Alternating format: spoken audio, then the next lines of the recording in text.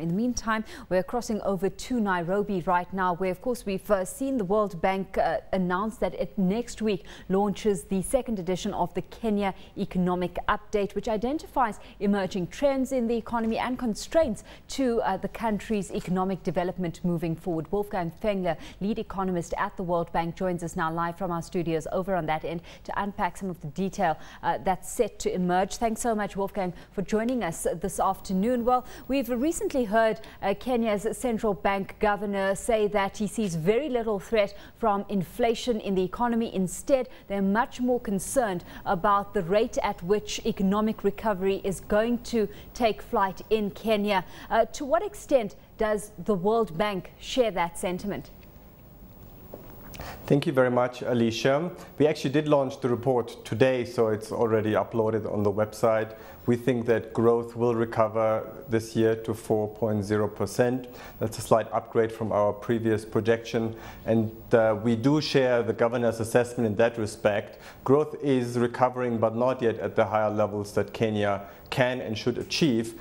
By the same token, inflation has declined quite sharply from close to 20% 18 months ago to now below 5%, which is also an achievement of the government's macroeconomic policies.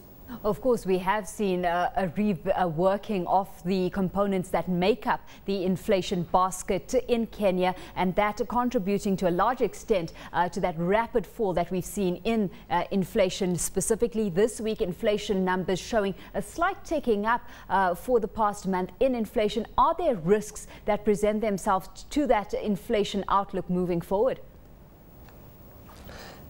As you said correctly, inflation has dropped quite substantially. The high inflation was driven by the global food crisis in 2008 and also by domestic shocks that hit Kenya very hard, especially last year's drought. That drove inflation up. Now, agriculture sector is back to normal, rains have come and inflation has come down. So this is why we do focus in our report more on long-term growth issues, long-term growth challenges, because if Kenya would grow at 4% this year, as we project, you still only have a little more than 1% per capita income growth. And that's, again, below as Kenya can achieve and has achieved in recent years. So let's delve into then some of the constraints as you've identified to economic growth and Kenya actually achieving its potential.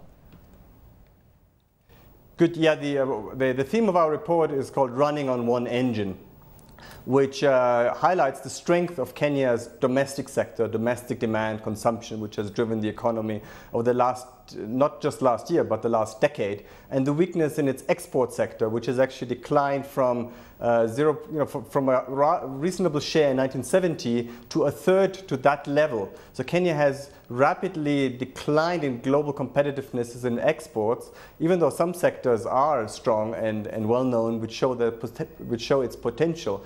But putting that in a different context, it's some sectors that focus on the domestic economy, like the telecoms, and you reported, I think, on the Safaricom numbers also last week, which is doing very strongly, but the export sector, especially manufacturing, which is doing poorly. And that's the engine, the second engine that we encourage the government and the Kenyans to restart. Well, looking at where the government is encouraging growth, it comes in to the role that the banks need to play in this economy as well. We've seen credit lines being extended pretty tight up to now. Banks only now starting to see interest rates moving lower. Do you think banks are playing enough of a role in getting the economy going again? I think banks in Kenya, like everywhere in the world, respond to market incentives, and a stable investment environment is one of that. As you hinted earlier, the central bank has cut rates quite aggressively and has left them at lower levels.